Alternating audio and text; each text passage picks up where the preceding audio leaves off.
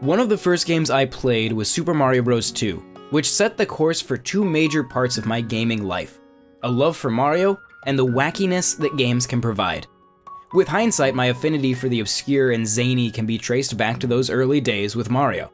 That same feeling came to me while playing Super Mario Odyssey. While it's being called the next big 3D Mario game, this globe-trotting adventure is fresher than that moniker insinuates, and stands on its own when it comes to its sheer amount of genuinely surprising moments. The fun kicks off with the narrative. Even with the same basic blueprint as every Mario game, this journey is still incredibly charming. Bowser decides to make Peach his bride, so as the hero, Mario chases after the baddie and his new group of henchmen named the Broodals. The villainous group is trying to prep for the wedding by gathering different pieces throughout various kingdoms. Each piece they collect brings them closer to being ready for the big day.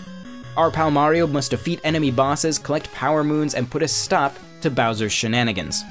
While most of the story is told through simple text boxes, a number of cutscenes add something special to the experience. Aside from the story bits, Super Mario Odyssey gets so much of its character from the different kingdoms and their inhabitants. One of my favorite places is Shiveria, located in the Snow Kingdom.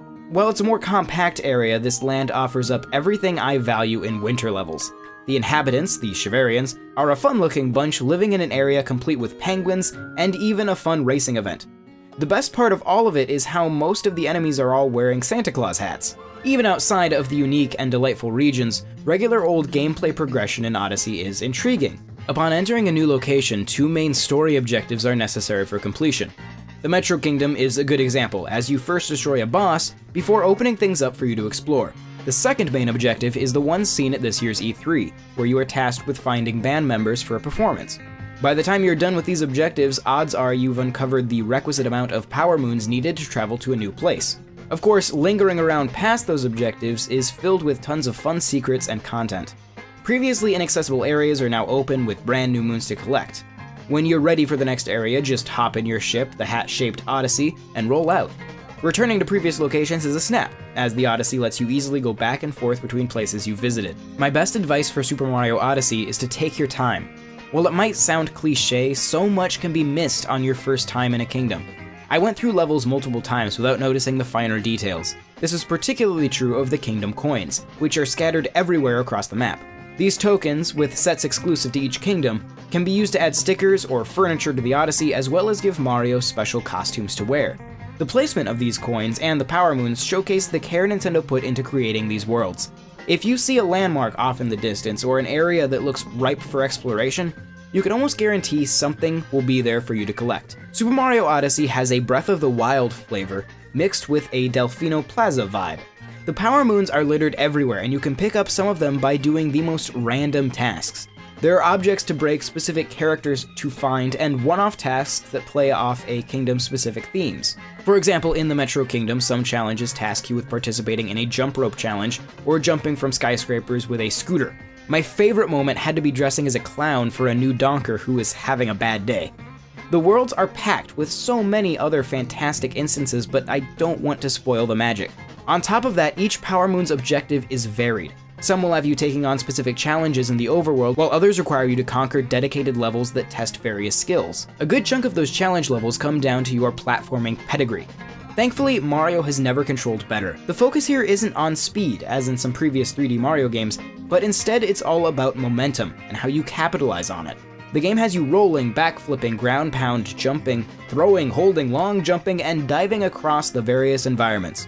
From a moveset standpoint, Mario can do so much by the time you nail down the basics. Mastery of these abilities are required in capless, Sunshine-esque challenges, Koopa Troopa races, and different overworld segments. Past the movement and moves, the next big aspect comes from Mario's new hat friend Cappy himself. The friendly citizen of the Cap Kingdom aids Mario in his quest of hunting down Bowser. Cappy adds additional platforming mechanics, like cap hopping, which makes crossing massive gaps a lot easier. Of course, Cappy lets Mario capture allies, enemies, and objects, letting the hero inhabit these targets. Each captured character or item grants you powers and abilities that are different from one to the next. A personal favorite of mine are the Gushin enemies from the Seaside Kingdom.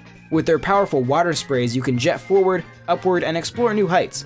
I was also surprised with how versatile the uproots from the Wooded Kingdom were. Their stretchy legs help you reach nuts that contain power moons inside their shell. All of these aspects together make Super Mario Odyssey quite a different beast. This installment in the franchise doesn't rely on familiar power-ups, and instead lets you find Mario's strength in new areas. The moves at your disposal and the way you can interact with the environment make it one of the more brilliant first-party games I've played this year.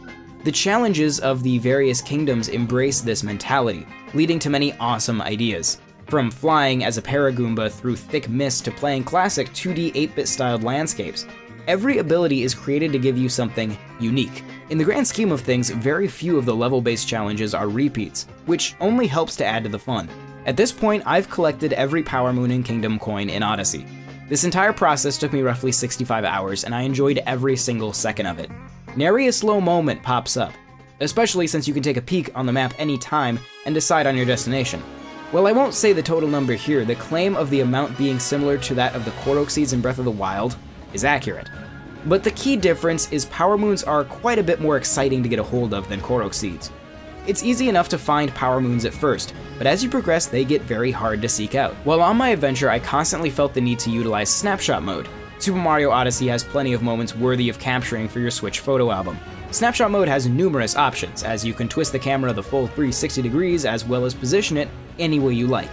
The variety of filters and options for creating a PC or phone wallpaper are absolutely wonderful. With the right costumes and circumstances, incredible and dear images can be crafted. I look forward to seeing what people can do with these tools. Graphically, Super Mario Odyssey is one heck of a game. It's a fantastic mix of traditional Mario elements scattered about brand new worlds. The usual trappings of Koopa Troopas and Cheep Cheeps are present, but they get combined with entirely new creatures. The local inhabitants make the world feel more alive, adding to the atmosphere in a big way. The worlds themselves are great looking as well, with the highlight being the Lake Kingdom, which happens to be one of the smaller locations. It's focused on underwater segments, which are filled with beautifully colored walls everywhere. As far as the soundtrack goes, Super Mario Odyssey has one of my favorite Super Mario soundtracks ever. The soundtracks from the last couple Mario games felt a bit safe, even if I did appreciate their jazzy approach. Super Mario Odyssey has an incredible variety of tunes, ranging from the adventurous Fossil Falls to the incredibly upbeat New Donk City daytime theme. The Shiveria Town tune is a personal highlight, as it instantly puts me into a good mood. That track is filled with bells, flutes, and violins, making for quite the classy arrangement. Once you complete the game's story, you can listen to any song you'd like while exploring the kingdoms for more Power Moons, which is certainly a nice touch. As someone who enjoys level-based Super Mario games, I have to say that Odyssey blew me away. With the next Power Moon constantly within reach, the push forward is constant. Using Mario's expanded moveset, unique challenges are abound while trying to collect your next Power Moon. Even the lack of traditional power-ups doesn't hurt the experience at all, as the team of Mario and Cappy offers all sorts of wonderful new abilities. The journey of this Odyssey took me to all sorts of amazing worlds that I already find myself missing. Now that I've seen every bit of it, I look back on my adventure with a great smile. It's an incredible experience that I felt extremely compelled to complete, simply because I didn't want it all to end. Only the best games pull that feeling out of me, and this one did just that. Super Mario Odyssey is my favorite game on Switch, by a long shot. Thank you very much for watching. If you enjoyed this video, be sure to subscribe and check out NintendoWorldReport.com for a whole lot more. If you'd like to support this channel and the site, you can also check us out at patreon.com/NWR.